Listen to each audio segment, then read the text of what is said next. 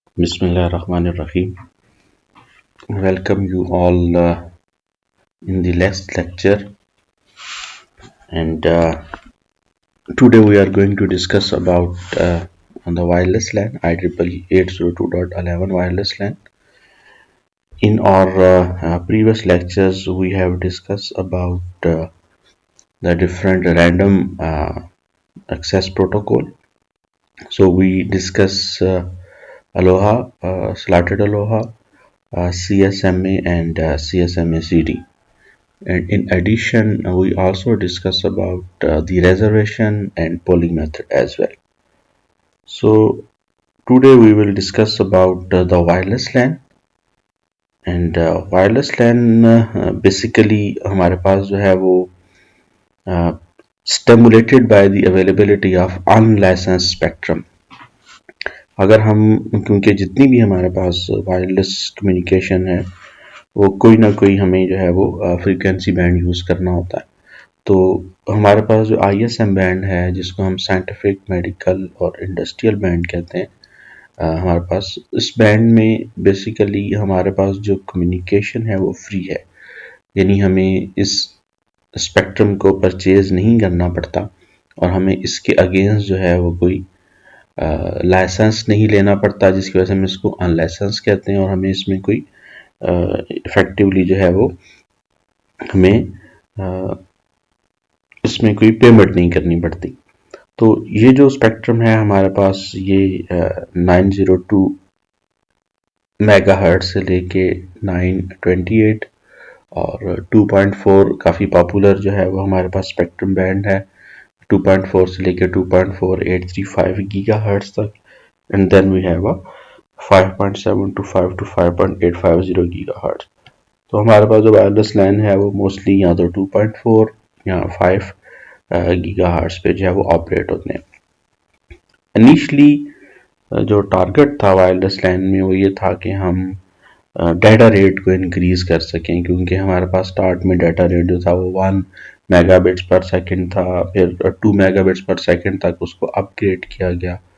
और लेकिन initially target हमारा ये था कि हम जो है वो 20 मेगाबिट्स पर सेकंड तक जो है वो रेट अचीव कर सकें। और लेटर जो हमारे पास अभी रिसेंट वायरलेस LAN के स्टैंडर्ड्स हैं उसमें हमारे पास मेगाबिट्स पर सेकंड, आई मीन 300 मेगाबिट्स पर second and even more than 300 megabits पर सेकंड तक भी डाटा रेट को सपोर्ट किया जा रहा है, जो कि वायरलेस LAN हमारे पास IEEE 802.11n है, या उससे भी हमारे पास जो एग्जिस्टिंग वायरलेस LAN स्टैंडर्ड है जैसे AC है, AD है या AF है, so they are supporting the high data rate. The next हमारे पास जो था, क्योंकि अगर हम बात करें तो हमारे पास जो मैक लेयर है और जो फिजिकल लेयर है, so they play a very important role. हमारे पास जब भी हम किसी एक वायरलेस हम किसी एक कम्युनिकेशन टेक्नोलॉजी या स्टैंडर्ड की बात करते हैं, या जब हम उसको जब हम किसी दूसरे स्टैंडर्ड की बात करते हैं, लेट्स से वायर्ड नेटवर्क्स और वायरलेस नेटवर्क्स में हमारे पास जो बेसिक की डिफरेंस आएगा वो हमारे पास मैक और फिजिकल लेयर में ही आता है। तो हाई स्पीड वायरलेस LAN को सपोर्ट करना भी एक हमारे पास इम्पोर्टेंट जो है वो हमारे पास एक पॉइंट था। We must need a MAC protocol that can support the high data rate.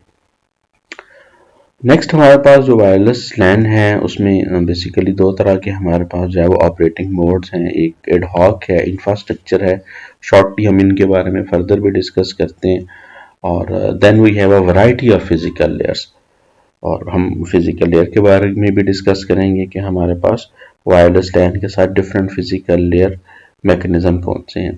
तो IEEE 802 जो है ये बेसिकली हमारे पास IEEE ने एक प्रोजेक्ट शुरू किया था जिसको उन्होंने नंबर जो दिया, नंबर असाइन किया गया था 802.11, और ये वायरलेस LAN था, यानी हम इक्वलेंट एक ऐसा नेटवर्क इस्टेब्लिश करें जो कि विदाउट वायर जो है वो हम जो हमारे पास विद इन ऑफिस या विद इन रूम या विद इन होम जो है वो हम विदाउट वायर जो है वो कम्युनिकेट कर सके।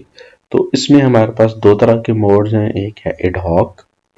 एडहॉक मोड में जितने भी हमारे पास स्टेशन हैं वो विदाउट एनी सेंट्रल एंटिटी जो है वो डायरेक्ट कम्युनिकेट करते हैं। एडहॉक मोड के अंदर हमें कोई भी जो है वो एक्सेस पॉइंट रिक्वायर्ड नहीं होता, बल्कि एक नोड जो है वो दूसरे नोड के साथ या एक स्टेशन दूसरे स्टेशन के साथ डायरेक्ट जो है वो कम्युनिकेट करता है। हमारे पास आज हम जिस एरा में हैं, so we have many examples जो कि एडहॉक नेटवर्क्स को यूज़ कर रही हैं, जिसमें मैनेट है, मोबाइल एडहॉक नेटवर्क्स है, वेनेट है, व्हीकल एडहॉक नेटवर्क्स है हमारे पास, और इसके अलावा बॉडी एरिया नेटवर्क्स हैं।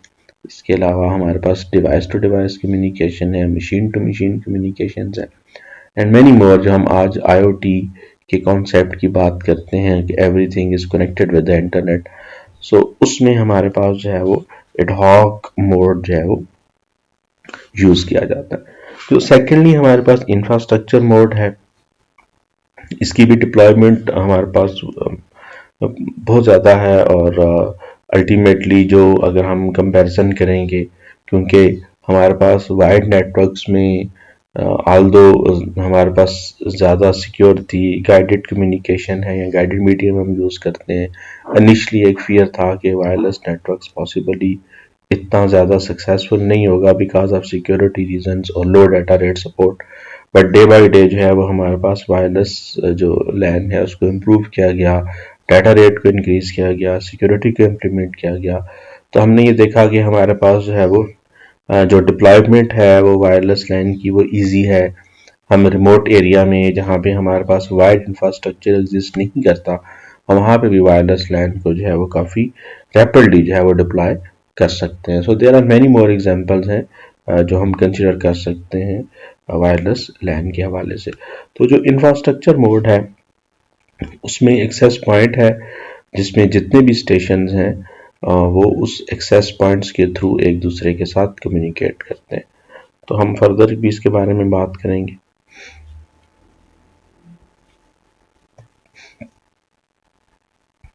अब जब हम वायरलेस लैन की बात करते हैं तो फर्स्ट हमें उसके आर्किटेक्चर को अंडरस्टैंड करना है कि हमारे पास जो है वो जो उसके नोड्स हैं वो आपस में किस तरह एक दूसरे के साथ कम्युनिकेट कर रहे हैं, और उसमें बेसिक हमारे पास यूनिट कौन कौन से हैं। सो जो सबसे हम जब वायरलेस लैन की बात करते हैं तो हम फर्स्ट बेसिक सर्विस सेट को डिस्कस करते हैं। Basic service set basically group of station है, ग्रुप ऑफ नोड है, coordinate their access using a given instance of MAC. हमने मीडियम एक्सेस कंट्रोल प्रोटोकॉल की ब्रीफली बात की थी कि जब भी हमारे पास किसी भी नोड को, किसी भी स्टेशन को अपना डाटा ट्रांसमिट करना है तो फर्स्ट वो एक्सेस करेगा, वो अपनी टर्न को मेक श्योर करेगा कि कब उसको डाटा ट्रांसमिट करना है। तो अब हमारे पास यहाँ पे अगर हम देखें तो हमने ग्रुप ऑफ स्टेशन की हमने बात की है जो कि हमारे पास BSS है। अब यहाँ पे दो तरह के BSS हैं, BSS विदाउट एक्सेस पॉइंट या AP and BSS with AP। जैसे अभी हमने प्रीवियसली बात की थी कि हमारे पास दो तरह के जो है वो नेटवर्क्स हैं, एक एडहॉक और एक इंफ्रास्ट्रक्चर। तो यहाँ पे जो लेफ्ट साइड पे हमारे पास फिगर है वो एडहॉक नेटवर्क को इंडिकेट कर रहा है, और जो राइट साइड पे हमारे पास फिगर है वो इंफ्रास्ट्रक्चर नेटवर्क को इंडिकेट कर रहा है। अब इसमें हमारे पास जो है वो station in BSS can communicate with each other, ठीक है जी, और आइदर वो डायरेक्टली कम्युनिकेट कर रहे हैं या विद API कम्युनिकेट कर रहे हैं। तो ये हमारे पास जो है वो बेसिक सर्विस सेट की एग्जांपल है कि हमारे पास basic service set group of nodes हैं जो कि गिवन इंस्टेंस ऑफ मैक को, जो भी आइदर वो रिजर्वेशन मेथड यूज करेंगे या रैंडम एक्सेस मेथड यूज करेंगे, उनके थ्रू वो कोऑर्डिनेट करेंगे अपनी कम्युनिकेशन और ट्रांसमिशंस को। Then we have a ESS extended service set, basically BSS को ही फर्दर अगर हम देखें तो हम एक्सटेंड करते हैं। लेट्स सपोज हमारे पास BSS 1 है, 2 है, 3 है, और हर BSS का अपना एक एक्सेस पॉइंट है जिसके थ्रू वो सारे कम्युनिकेट कर रहे हैं नोड, और देन यहाँ पे जो ये वाली रीजन है ये बेसिकली ओवरलैपिंग रीजन है, क्योंकि जब भी हम किसी एक बीएसएस से मूव करके किसी नेक्स्ट बीएसएस में जाते हैं तो हमें कुछ हैंड ऑफ परफॉर्म करना होता है, क्योंकि हम बेसिकली कवरेज की बात करते हैं। क्योंकि लेट्स सपोज हम जब एक बीएसएस से मूव करेंगे तो उससे पहले ही जब हम नेक्स्ट बीएसएस की रेंज में जाएं तो हमारे पास उसके सिग्नल, उस एक्सेस पॉइंट के सिग्नल्स आना शुरू हो जाए, ताकि हमारी कम्युनिकेशन जो है वो डिसकंटिन्यूटी ना हो उसके अंदर। तो ये जितने भी एक्सेस पॉइंट है ये हमारे पास जो वाइड नेटवर्क है जिसको हम डिस्ट्रीब्यूशन सिस्टम कह रहे हैं उसके साथ कनेक्टेड है। और देन ये फिर डिस्ट्रीब्यूशन सिस्टम जो है वो फर्दर किसी सर्वर या गेटवे के साथ कनेक्टेड है, जो कि यूजली हमारे पास आईएसपीज के अंदर जिनको डिप्लॉय किया जाता है, और फिर आईएसपी जो है वो किसी भी सर्विस के थ्रू जो है वो हमें इंटरनेट के साथ कनेक्ट कर रहे होते हैं। तो अगर हम यहाँ पे देखें तो हमारे पास हर बीएसएस जो है वो is just like a cell जो है वो कर रहा है, और एक्सेस पॉइंट जो है वो लाइक हमारे पास एक बेस स्टेशन के तौर पे एक्ट कर रहा है। ठीक है, और हम अब इसमें ये है कि हमें बेसिकली जो है वो हम फ्रीली मूव कर सकते हैं विद इन वन बीएसएस, और देन हम अगर अगेन हम नेक्स्ट बीएसएस के अंदर भी मूव कर सकते हैं, हमें हैंड ऑफ परफॉर्म करना पड़ता है। ठीक है जी, तो हमें ये बेसिकली ईएसएस है जिसमें हमने मल्टीपल बीएसएस को आपस में किसी एक डिस्ट्रीब्यूशन सिस्टम के साथ कनेक्ट कर दिया।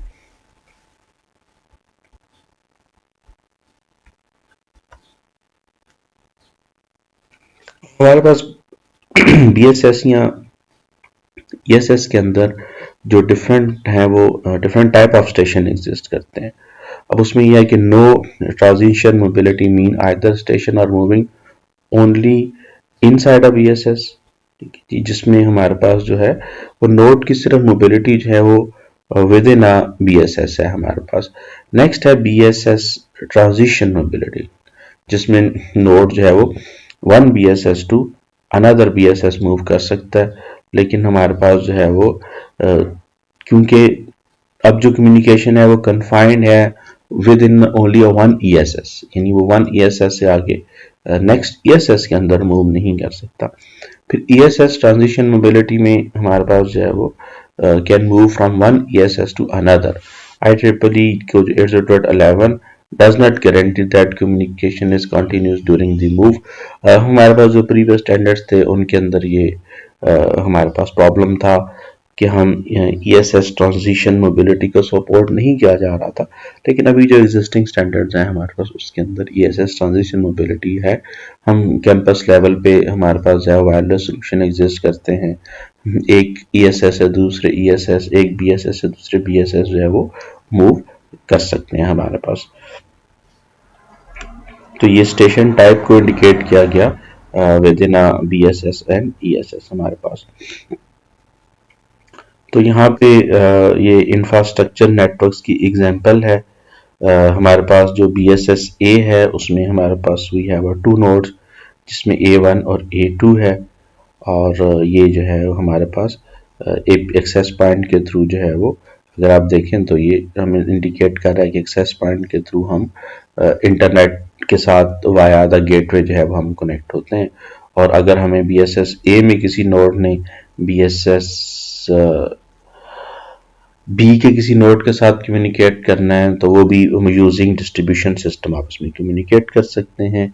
अगर नोड्स ने आपस में डायरेक्टली कम्युनिकेट करना है विद इन BSS A तो वो भी पॉसिबल है, और अगर वो एक इंफ्रास्ट्रक्चर मोड में कम्युनिकेट करना चाह रहे हैं वाया द AP तो वो भी हमारे पास पॉसिबिलिटी है।